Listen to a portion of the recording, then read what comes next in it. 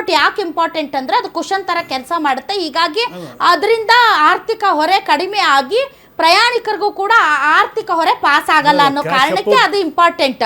ಹಂಗಂತ BMRCL ಬರೀ ಈ ಕುಶನ್ ಇಟ್ಕೊಂಡೇ ಹೋಗಕ್ ಸಾಧ್ಯ ಇಲ್ಲ. ಯಾವತ್ತಾದ್ರೂ ಒಂದಿನ ತನ್ನ ಪಾಡಿಗೆ ತಾನು ಕಾರ್ಯನಿರ್ವಹಿಸುವ ಶಕ್ತಿ BMRCL ಅಥವಾ ನಮ್ಮ ಮೆಟ್ರೋ ಪಡಿಲೇಬೇಕು. ಪ್ರತಿ ವರ್ಷನೂ ನಾವು ನಿಮ್ಗೆ ಕುಶನ್ ಆಗಿ ನಾವು ಈ ತರ ಕ್ಯಾಶ್ ಸಪೋರ್ಟ್ ಕೊಡ್ತೀವಿ ಅಂದ್ರೆ ಆಗಲ್ಲ. ಅದು ಒಂದು ಯಾವುದೇ ರೀತಿಯಾದಂತಹ ಒಂದು ಆರ್ಥಿಕ ಒಂದು ಯೋಜನೆ ಪರಿಪೂರ್ಣವಾಗಬೇಕು, ಅದು ನಿಜಕ್ಕೂ ಕೂಡ ಸಕ್ಸಸ್ ಆಗಬೇಕು ಅಂದ್ರೆ ತನ್ನ ಖರ್ಚು ವೆಚ್ಚದಲ್ಲೇ ಅದು ನಡಿಬೇಕು. ಸೊ ಹೀಗಾಗಿ ತಮಗೆ ಅದರ ಬಗ್ಗೆ ಮಾಹಿತಿ ಇದೆ. ಅವ್ರು 1000 ಕೋಟಿ ಅಂತ ಹೇಳ್ತಿದ್ದಾರೆ ಕಾಂಗ್ರೆಸ್ ಅವರು. ಲಾಸ್ಟ್ ಇಯರ್ ಕೊಟ್ಟಿರಬಹುದು, 24-25 ಕೊಟ್ಟಿರಬಹುದು, 25 ಅವರು ಇಬ್ರು ಒಪ್ಕೊಂತಿದ್ದಾರೆ ಒಂದು. ಇವಾಗ ಮೇಡಮ್ ಅಲ್ಲ, ನಾನು ಬರ್ತೀನಿ ನಿಮ್ಮ ಹತ್ರಕ್ಕೆ. ಎಸ್ ರತನ್ ಪೂಜಾರಿ ಮೇಡಮ್, ಇದರಲ್ಲಿ ನನಗೊಂದು 2 ನಿಮಿಷ ನೀವು ಕೊಟ್ಟದಿದ್ರೆ ಅನ್ಇಂಟರಪ್ಟೆಡ್, ನಾನೊಂದು 4-5 ಪಾಯಿಂಟ್ಗಳನ್ನು ಹೇಳ್ತೀನಿ.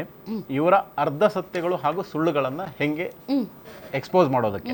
ಯಾಕಂದ್ರೆ ಇವತ್ತು DK ಶಿವಕುಮಾರ್ ಅದಕ್ಕಿಂತ ಮುಂಚೆ ನಾನು ಒಂದ್ ಸ್ವಲ್ಪ ಜನರ ಮುಂದೆ ಇದನ್ನ ಎಕ್ಸ್ಪೋಸ್ ಮಾಡ್ಬೇಕಂತಿದ್ದೀನಿ. ಇವತ್ತು ತಡೆದಿದ್ಯಾರು ಸರ್? ಬ್ರೇಕ್ ಹಾಕಿದ್ಯಾರು? ಒಂದ್ ನಿಮಿಷ ಅಲ್ಲಿಗೆ ಬರ್ತೀನಿ ಹೇಳ್ರಿ.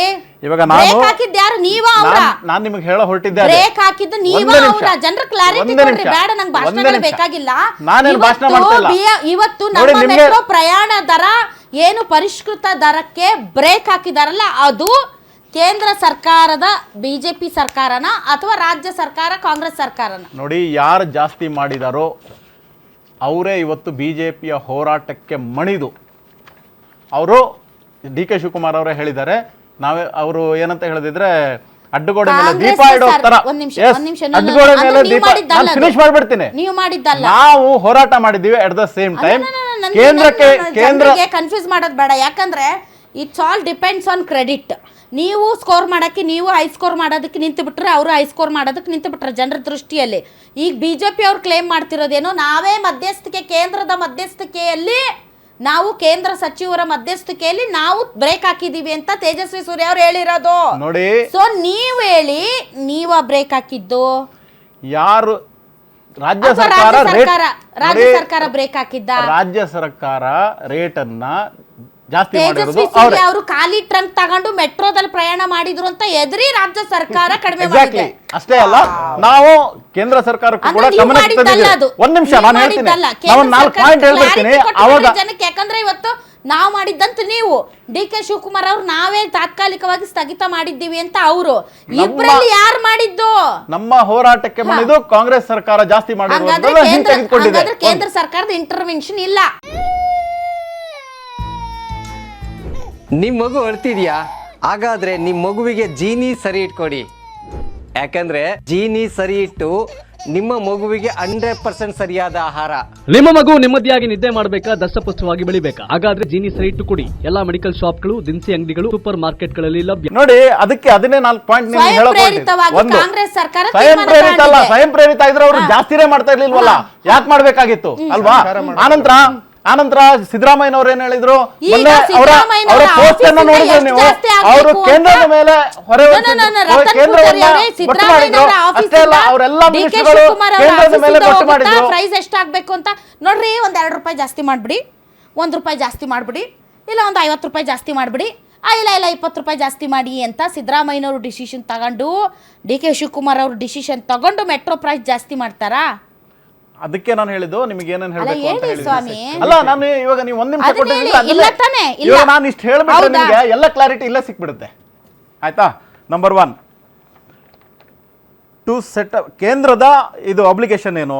To set up a fair fixation committee ಅಷ್ಟೇ. ಆಯ್ತಾ? ಇವ್ರು ಹೇಳ್ತಾರೆ ಫೇರ್ ಫಿಕ್ಸೇಷನ್ ಕಮಿಟಿಯನ್ನು ನಮಗೆ ಮಾಡಿಕೊಡಿ ಅಂತ ಹೇಳ್ತಾರೆ. ಅವರು ಅದನ್ನು ಕಮಿಟಿಯನ್ನು ಮಾಡಿಕೊಡ್ತಾರೆ. State government obligation, statutory institutional arrangement for periodic fair revision, ಅಂದ್ರೆ ಇವರೇ ಮಾಡೋದು ಅಂತ ಆಯ್ತು. ಅಷ್ಟೇ ಅಲ್ಲ, ಇನ್ನೊಂದು ರೆಕಮೆಂಡೇಶನ್ ಕೊಡ್ತಾರೆ, ನೀವು ಇಷ್ಟು ಮಾಡಿದ್ರೆ ಒಳ್ಳೇದು. ಯಾಕೆ ಅಂತಂದ್ರೆ ಈಗ ಆರ್ಥಿಕ ಬಿಕ್ಕಟ್ಟು, ಹೆಚ್ಚುತ್ತಿರೋ ಸಾಲ, ಪೂರೈಸ್ತಿರೋ ವೆಚ್ಚ ಎಲ್ಲ ಮತ್ತು BMRCL ವರದಿ ಪ್ರಕಾರ ನಮ್ಗೆ 13,000 ಕೋಟಿಗೂ ಹೆಚ್ಚು ಬಾಹ್ಯ ಸಾಲ ಮತ್ತು ಹೊಣೆಗಾರಿಕೆ ಇರೋದ್ರಿಂದ ನೀವು ಒಂದ್ ಸ್ವಲ್ಪ ಜಾಸ್ತಿ ಮಾಡಿ ಅಂತ. ಕರೆಕ್ಟ್ ಅಲ್ವಾ? Next BMRCL obligations.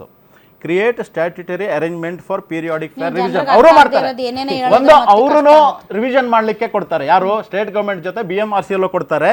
And implement fair revision framework operational ಅಂದರೆ ಇಂಪ್ಲಿಮೆಂಟ್ ಮಾಡೋದು BMRCL.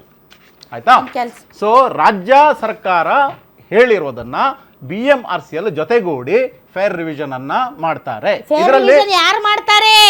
ಮಾಡೋದು ಯಾರು? ಅದೇ ಕಮಿಟಿ ಇದೆಯಲ್ವಾ? ಯಾವ ಕಮಿಟಿ? ಆಯ್ತು, ಅದಕ್ಕೆ ಅಲ್ಲೇ ಬರ್ತೀನಿ ಇರಿ, ಒಂದ್ ಯಾವ ನಿಮಿಷ ಕಮಿಟಿ? ಒಂದ್ ನಿಮಿಷ ಅಲ್ಲಿಗೆ ಬರ್ತೀನಿ. ಯಾರು ಇರ್ತಾರೆ ಕಮಿಟಿಯಲ್ಲಿ?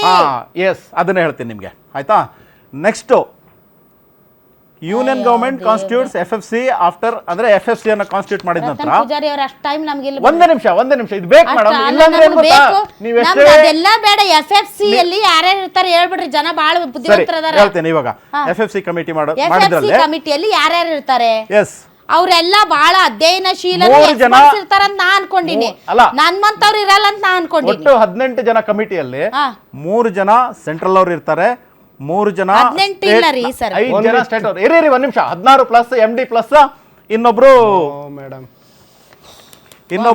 ನ್ಯೂ ಡೈರೆಕ್ಟರ್ ಪ್ರಾಜೆಕ್ಟ್ ಅಂಡ್ ನೀವು ಪ್ಲಾನಿಂಗ್ ಆಮೇಲೆ ಮತ್ತೆ ಅದನ್ನ ಸುಬ್ರಹ್ಮಣ್ಯ. ready ಮಾಡ್ರಿ, ನಾ ಮುಂದಕ್ಕೆ ಇರಿ ಒಂದ್ ನಿಮಿಷ, ಇದನ್ನ ಕೇಳ್ಬಿಡಿ. ಸುಬ್ರಹ್ಮಣ್ಯ ಮುಂದಕ್ಕೆ ಗುಡ್ಗೆ ಅವರು ಹೋಗ್ತೀನಿ, ಇದ್ದಾರೆ. ಏನೇನೋ ಹೇಳ್ತೀನಿ. ಸೊ ಬೋರ್ಡ್ ಡಿಸಿಷನ್ ಅಲ್ಲಿ fair hikes often reflects state majority. 15 ಜನ ಇರ್ತಾರೆ ನಿರ್ದೇಶಕರು. ಆಯ್ತು ಕೇಳಿ ಮೇಡಮ್, ಇವಾಗ ಈ ಫೇರ್ ಹೈಕ್ಸ್ ಇದೆಯಲ್ವಾ, ಅವರು ಸಂಬಂಧನೇ ಇಲ್ಲ. ಆ ನಿರ್ದೇಶಕರು ಫೇರ್ ಫಿಕ್ಸೇಷನ್ ಕಮಿಟಿಗೂ ಅವ್ರಿಗೂ ಸಂಬಂಧ ಇಲ್ಲ. ನೋಡಿ ಇವಾಗ ಹೋಗ್ಲಿ ಬಿಡಿ, ನಿಮ್ಗೆ ಗೊತ್ತಾಗ್ತಾ ಪ್ರಾಜೆಕ್ಟ್ ಇಲ್ಲ. ಅಂಡ್ ಪ್ಲಾನಿಂಗ್ ಕೇಳಿ ಮೇಡಮ್, ಆಯ್ತು ಬಿಡಿ. ಪ್ರಾಜೆಕ್ಟ್ ಅಂಡ್ ಪ್ಲಾನಿಂಗ್ ಆಯ್ತು, ಕಮಿಟಿಯಲ್ಲಿ ಆಯ್ತು, ಓಕೆ. ಬೋರ್ಡ್ ಡಿಸಿಷನ್ ಅಲ್ಲಿ ಫೇರ್ ಹೈಕ್ ಶುಲ್ಕ ಆಗುತ್ತೆ. ಪರಿಷ್ಕರಣೆ ಅದರಲ್ಲಿ ಅಂತೂ ಕಡ್ಡಾಯ ಶುಲ್ಕ- ಮಾಡೋತ್ತವ್ರೆ. ಮೇಡಮ್ ಪ್ರತಿ ವರ್ಷ ಹೇಳಿ. ಇಲ್ಲ, ನಿಮ್ದು ಇಲ್ಲ, ಇಲ್ಲ, ಇಲ್ಲ. ಸ್ವಲ್ಪ ಸ್ಟಡಿ ಮಾಡಿ. ಇದೇ ಬೇಕಿರೋದು. ಅಷ್ಟೊತ್ತನ ನೀವು study 5 ಮಾಡಿ. ಜನ ಇಲ್ಲ ನೋಡಿ, ಇಲ್ಲ ಅಷ್ಟೊತ್ತನ ನೀವು ಸ್ಟಡಿ ಮಾಡ್ರಿ. State majority